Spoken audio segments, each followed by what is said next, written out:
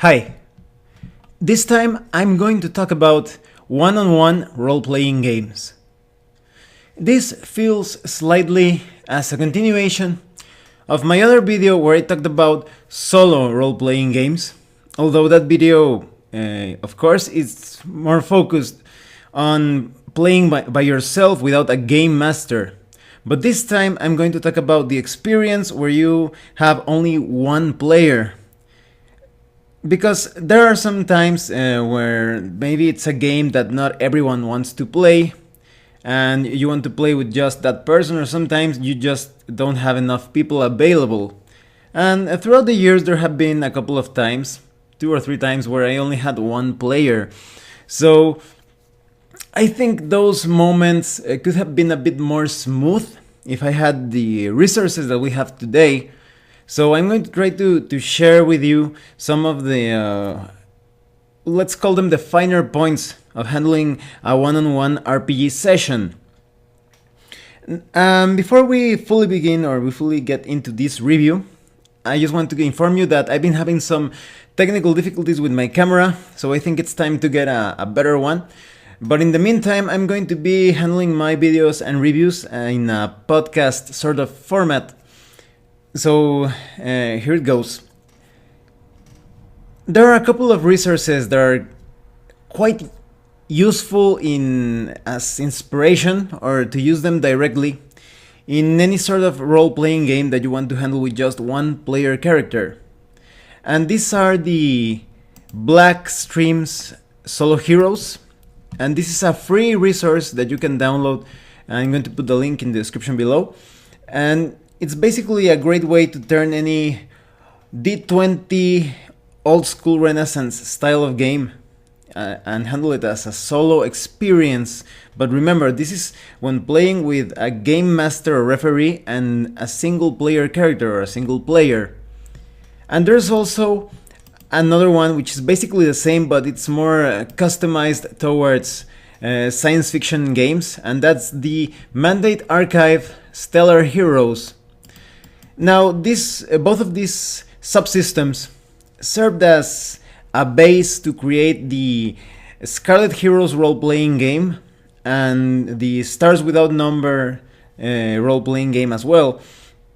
I'm going to put the relevant links below, and I mentioned Scarlet Heroes in my solo RPG video, and taking that into consideration, I guess you could also say that this video will also give some tips on how to handle, let's say, cooperative role-playing games when you want to play with just 2-player characters and no game master. Although I recommend that you watch my solo RPG video, because it also gives a lot of good tips. Any role-playing game that you play with just 1-player character can be played with 2-player characters as long as there is a system that replaces the game master or referee. But in this case, again, it's one-on-one. Stellar Heroes gives us some really good tips on how to handle one-on-one sessions, and I'm going to use it as an example or as a guideline. First, Stellar Heroes gives us some information on the perils of running a solo adventure. It could be tricky for some referees and game masters when they have this module and it's too dangerous, too lethal for a single character. So you need to find a way to reduce the mortality, the lethality of the module. So here in Running a Solo Adventure in the Stellar Heroes supplement, they tell you that resource management, that is hit points and tools and the number of skills, are something to consider, probably the most important consideration. There are advantages when playing a one-on-one session, because, for example, solo adventures move quickly because you don't have a group of players trying to figure out the next course of action. Here, a single player takes the decision right away, and this can be an advantage and a disadvantage. And remember, I'm just going to give you some guidelines. I really recommend that you download Stellar Heroes and Solo Heroes, because they go into further detail.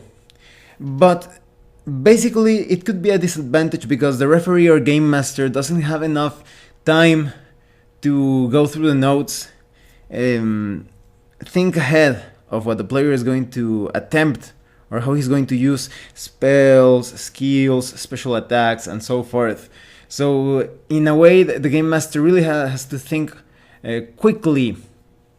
There are many rapid changes of pace and direction. Now, there are some ways to avoid this. These are my personal tips. It's somewhat hard when, for example, you have a player with not a very good attention span, and he gets distracted quite quickly when he's not interacting with the game world. So I recommend that you have something for that player to look at while you are looking at your notes. Because, for example, maybe you are playing a fantasy game and you need to check out the structure or the sequence of events of the adventure. Normally you would say something like, oh, give me a few minutes, and the players would talk with each other. But here you just have one player, and he or she could get quite bored. So I recommend that you have something like perhaps a rule book or a manual or an RPG magazine or anything that keeps the player entertained, but at the same time does not take the player outside of the specific theme of the game. So, for example, if you're running, like I told you, a fantasy game, keep perhaps a manual of spells of that particular game. If that player is playing as a wizard or if he's playing as a fighter, perhaps some supplements concerning optional rules to fight better, or perhaps Dragon or Dungeon, those old magazines of Paizo, so that the player still keeps in touch with the theme while you're looking through your notes. And when it comes to the theme, or rather how the player affects the storyline of your game, when it's just one player, it's colored strongly by the player's likes and dislikes, because maybe the player wants to play as a really roguish type of character, and if you are running an adventure that has to do a lot with being lawful and somewhat selfless, that adventure is going to change dramatically, and you have to take that into consideration. And now let's talk about more specific things like combat. When it comes to combat, especially in old school Renaissance games, it's quite natural to see the player characters dying quickly, especially when hasty or inappropriate decisions were taken and they got into almost inescapable encounter with a much stronger foe, or they moved through a certain corridor or room filled with deadly traps. It's quite easy to see the player characters dying with those, receiving all those hit points of damage. So here in Mandate Archive Stellar Heroes, they basically give you a small table that reduces the number of hit points that a player character takes. Because, for example, maybe something deals a 6-sided die of damage. With this small table or subsystem, you roll the 6-sided die, but if you roll a 1, the player takes no damage at all. And only if that player rolls 2, 3, 4, or 5, that player character takes 1 point of damage. And if you roll a 6, 2 points. And so forth, they give you different amounts, but usually the maximum that you can suffer is 4 points of damage. Now, this system is further refined or expanded in the Godbound role-playing game and the Scarlet Heroes role-playing game. I recommend that you download the Quick Start for Scarlet Heroes, and Godbound also has like a free version of it, so you could download that and use it as an example or as a structure for your own role-playing game if you are not playing those RPGs. So this is a really comfortable way to have a single player character surviving an entire adventure as long as he or she plays it safe. In the past, as I was telling you, I've had some experiences where I had a player that wasn't too fond of controlling several player characters at the same time. And this is not actually difficult. Anyone who has been a game master or referee that is used to handling a number of non-player characters can also easily get adjusted quite smoothly to controlling several player characters. For example, in a great game that works pretty good as a solo and cooperative experience, and as a multiplayer RPG, of course, which is the Mutant Epoch, a single player usually controls perhaps 6 player characters. So it's not that hard. And the same could be said of other role-playing games. But as I was telling you, there are some players that simply want to play as a single player character. So the rules presented in Stellar Heroes are quite useful for that. Then we have the Fray die. Now the Fray die is a bit more tricky to handle. The Fray die basically gives you a specific die to roll depending on your character class. For example, usually a warrior type of characters roll an 8-sided die to deal extra damage each round. And roguish type of characters usually roll a 6-sided die. And characters that use psychic abilities or magic roll a 4-sided die. And so it's basically the same thing. If you roll a 1, you deal no damage. 2 to 5, you roll 1 point of damage. 6 to 9, you deal 2 points of damage. And if you roll 10, for example, if for some reason you roll a 10-sided die, you could deal 4 points of damage, although that's not the standard. That is, you never roll a 10-sided die when it comes to Fray dice. So a Fray die basically represents all the fisticuffs and tricky maneuvers, unexpected attacks that characters in perhaps a sword and sorcery type of adventures carry out to win the day. And this also helps reduce the lethality of an encounter, because a single cleric, if he gets surrounded by many enemies, because he is not as good as the fighter, or perhaps maybe you're controlling a thief, you need that extra lethality or damage potential to survive. So the Fray die basically gives you a better chance of surviving a fight against multiple enemies. Because with this subsystem, damage transfers or transfers or carries out to the other characters. So maybe you're fighting a group of goblins and you dealt, let's say, 3 points of damage. And here's the interesting part. The hero or the player character only takes hit points of damage, but enemies with any sort of attack, that is maybe a sword strike or the damage from a magic missile or the damage from the Fray dice, they suffer hit dice of damage. And that's right, that's what makes the hero quite powerful. So when you would normally deal 3 or 4 points of damage, you are actually dealing 3 or 4 hit dice of damage. So in the case of the goblins, maybe each goblin has 1 hit die. And so let's say you got lucky and you dealt 4 points of damage or something. And the damage transfers over. Maybe you get to kill 4 goblins. So combining this Fray die that you roll for free each round with your normal attacks, you can pretty much devastate an entire unit of enemies. And this is really useful, especially for casters. They also add a few, and in Stellar Heroes they add a few more limits. Because, for example, the warrior type of characters can only hurt those enemies that are at their same level or below. But characters that use psychic powers or magic, they can damage anyone with their Fray die. So it's a really nice mechanic. However, this is probably, as I was telling you, the most tricky part, because there are some games that take positioning into consideration.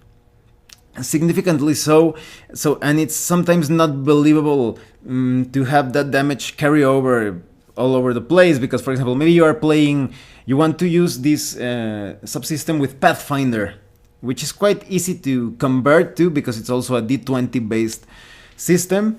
However, if you don't have enemies close to you, it wouldn't make too much sense that you dealt extra damage, because maybe you're fighting up close and personal with an orc, and there are some goblin archers like 10 or 15 feet away from you, and it wouldn't make any sense that your sword stroke suddenly got up to them. So you could either like hand wave it and say, oh well, something weird happened, maybe you kicked the rock towards their face and they got damaged instead. Or you could also say that you only apply Fray dice to those enemies that surround you. Or maybe you are playing as an archer type of character. Maybe only those enemies adjacent to other enemies get damaged by the Fray die. Maybe your arrow managed to kill an enemy, and as that enemy stumbled back, the other enemy got toppled over with the body of his comrade. Or you could handle it any way that you want. In fact, in the case of Stellar Heroes, because it has to do with science fiction type of RPGs, they actually tell you to abstract ammunition a little. So instead of having 10 projectiles of any kind, bullets, arrows, etc., you could handle them as an abstract measure, and your Fray die does not take away from your ammo. That's also a very good way to handle it, in my opinion. And then we have the aspect of healing, first aid, and death. When it comes to healing, obviously a single player character is going to need some way to recover if he doesn't have prayers or as many healing potions, because sometimes it's illogical that he carries like 20 healing potions. With a complete party of 4 or 6 characters, it could be a bit more realistic that they carry all of those potions with them, divided amongst the party members. But here they basically give you a way to use first aid after every encounter. So you recover fixed amounts, usually 2 points of damage after each encounter, and that way your character can keep going. There's also a very useful mechanic, which is Defying Death. Now, Defying Death is something that will allow you to escape from those situations that have to do with paralyzation, instant death, obstacles that simply will not allow you to move forward. So every time you find some situation that probably spells the end of your player character, you roll a die and you receive that damage.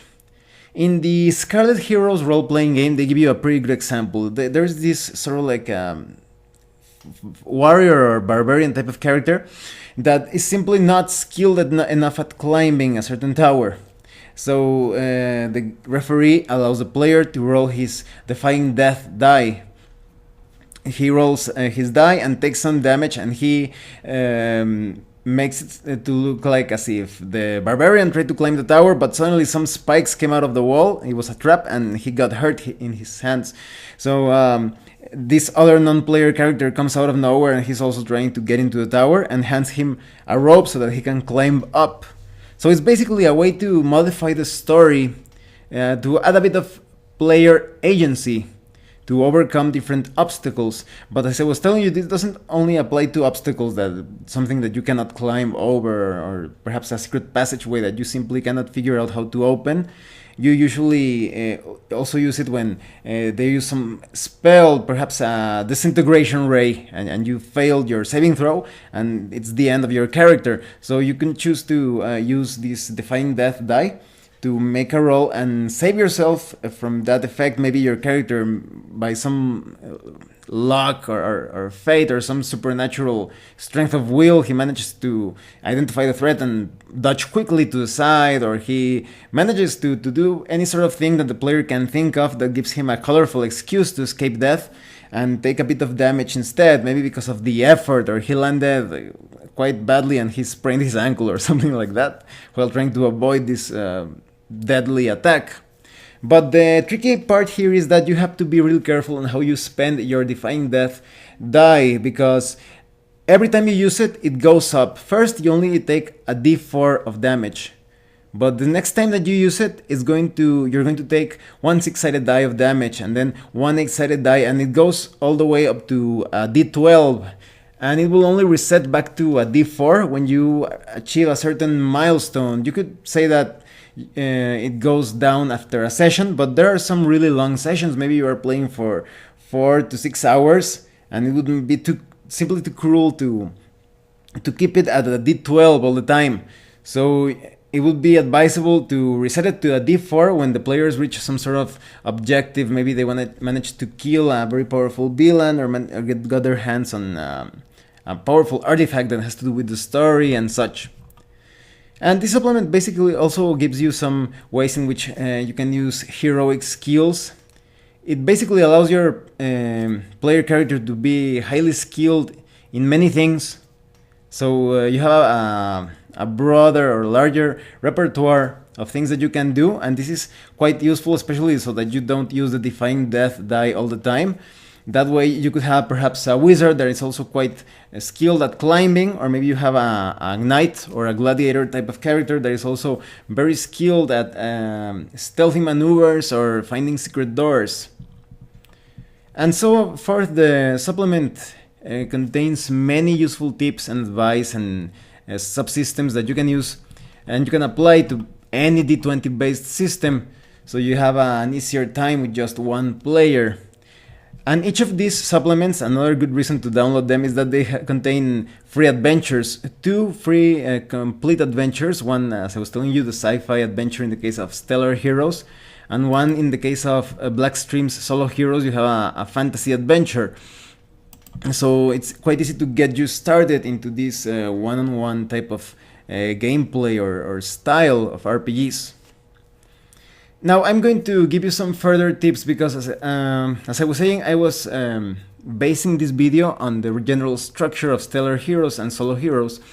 But when it comes to personal experience, there are some systems that simply are not exactly suited for solo play. There are many games that require a lot of teamwork or specialized skills, and sometimes it feels just too over the top when a player character knows everything. Because, for example, maybe you are playing a cyberpunk type of game. Maybe you are playing Shadowrun or Cyberpunk, or maybe you are playing Interface 0 2.0. And as many of you know, in those games, you have a character that specializes in hacking, another that is kind of like the face or negotiator of the group, and then you have like street samurai that are quite skilled at fighting with a katana and a machine gun and such. So you really have to think as to if you have a player that wants to play with a single player character, you have to find a way to accommodate or modify the adventure for that, and it's somewhat easy as long as you have a good excuse to do so. Because, for example, maybe you have a player that wants to play as the negotiator of the group. You could have a few battle scenes for him, but you should make it so as if the street samurai in the group is handling all of the tougher battles. So it's a lot easier for you to hand wave that encounter or event, and so that the spotlight is always on the negotiator of the group. But let's say that could make things potentially too easy. Well, then make it a challenge or an additional encounter or even an adventure for the negotiator to find some way to support the samurai in his specific task. Maybe they want to penetrate a very dangerous building or a safe house or something, and they know that the street samurai will have a very difficult time handling several enemies at once. Maybe your negotiator could go and secure a deal or reach some sort of arrangement with perhaps a mafia boss or a corporate leader or something to get some additional muscle. Maybe the negotiator is going to be like, oh, if you help us get into this fortress, we'll do a job for you later on, or we could get some information from you, or we can steal something from that place and give it to you. And that way that, what would you say, enhances the usefulness of the negotiator in that case, and gives the street samurai some extra backup. But maybe it could be the only way around. Maybe you want to play as a street samurai.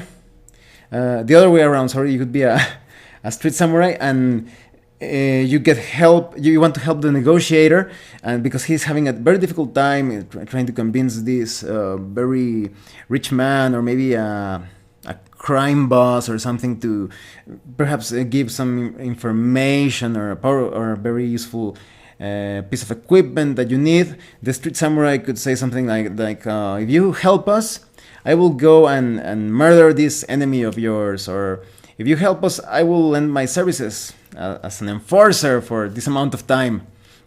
So it's a really good way to modify or color the story with the efficiency of a particular character role, without sacrificing the story, the plotline, and that way a single player will get a lot of fun of playing that particular role.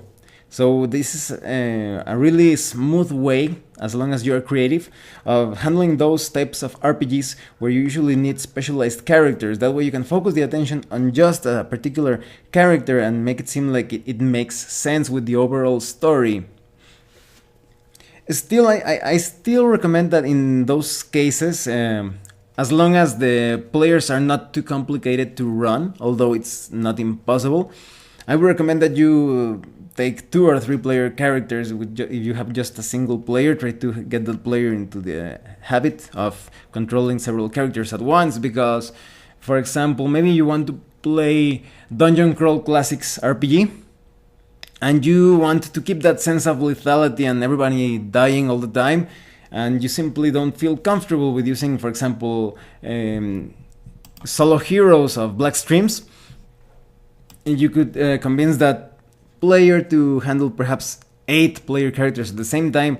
But as I was telling you, if everything fails, if that player simply considers it too complicated, maybe the player is new to RPGs in general, you could use stellar heroes and solo heroes as ways to modify that game, so that player only controls 1 player character. It's a very useful thing to have. And even though it's somewhat tricky to convert it to other systems, perhaps Savage Worlds and such, it will still give you a lot of inspiration. Because, for example, Savage Worlds with the Bennies and sometimes really powerful over the top edges, it's quite viable for you to play with just a single character. But maybe you're handling a very gritty or dangerous game, you could add the defying death mechanic and convert it into some way to suffer wounds in the Savage Worlds style of things. So it all depends on how you interpret the rules and mechanics of stellar heroes and solo heroes and adapt it to a particular system. Oh, and remember, before I end this video, remember that there is a very good game that I collaborated with the expansion, which is Demon Marked, and I did quite a bit of work on the expansion, which is Demon's Stories. I'm going to put the relevant links below in the description. And this is basically, it's a dark fantasy type of game with a lot of demons. In fact, the player character is possessed, or you could say infusion, with a demon. And it's a perfect game to play with just 1 referee or game master and 1 player. It could be a really good way to introduce your player to that style of playing RPGs. And it's on a pay what you want pricing, so you can basically set it to 0 and download it for free if you want. So I hope this video was useful to you, and I hope you give one-on-one sessions a try, especially with those RPGs or modules that for some reason or another you cannot get a full group. You just have 1 player, maybe your best friend or your wife or your husband or whoever, your son or daughter or whoever. Maybe you can play with that person one-on-one using the tips in this video. Thanks for hearing me out, hearing this podcast rather, and if you have any comments or questions, please let me know. See you later.